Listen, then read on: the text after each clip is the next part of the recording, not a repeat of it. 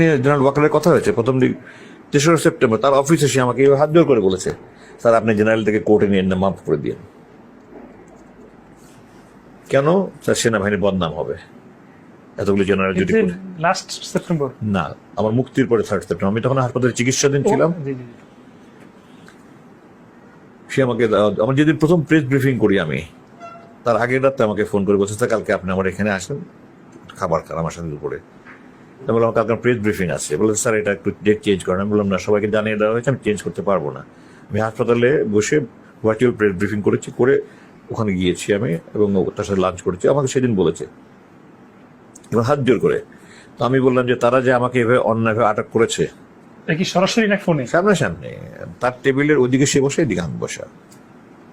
তো স্যার আপনি মাফ করে দেন। বলেন যে তারা যে আমাকে এইভাবে আটক করেছে, অপহরণ করেছে, এগুলি অন্যায় করেনি, জুলুম করেনি। জি স্যার জুলুম করেছে।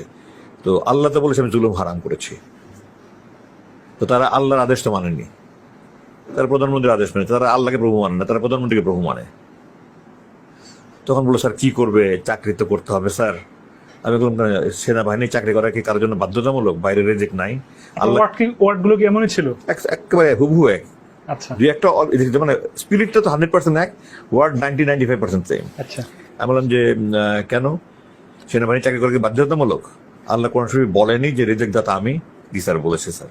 তো তাহলে তারা আল্লাহকে রেজেক্ট দাতা মানেনি, তারা প্রধানমন্ত্রীকে রেজেক্ট দাতা মানছে যে এটা আমি অমান্য করলে আমার চাকরি চলে যাবে। তো যে আল্লাহকে প্রভু মানে না, প্রধানমন্ত্রী প্রভু মানে, আল্লাহকে রিজেক্ট দাতা মানে না, প্রধানমন্ত্রীকে রিজেক্ট দাতা মানে, তার তো ইমানই প্রশ্নবিদ্ধ। তো তুমি জালেমদের হয়ে আমার পক্ষে জালেমদের সুপারিশ করছো কেন? তুমি তো জানো যে অন্যায় যে করে এবং অন্যায় যে সহায় সবাই একই। তো তুমি এদের পক্ষে কথা বলো না তুমি। তখন সে আবার বলছে স্যার আপনাদের মাথা নিচু করি বলেছে যে স্যার আপনি যেটা ভালো মনে করেন করেন।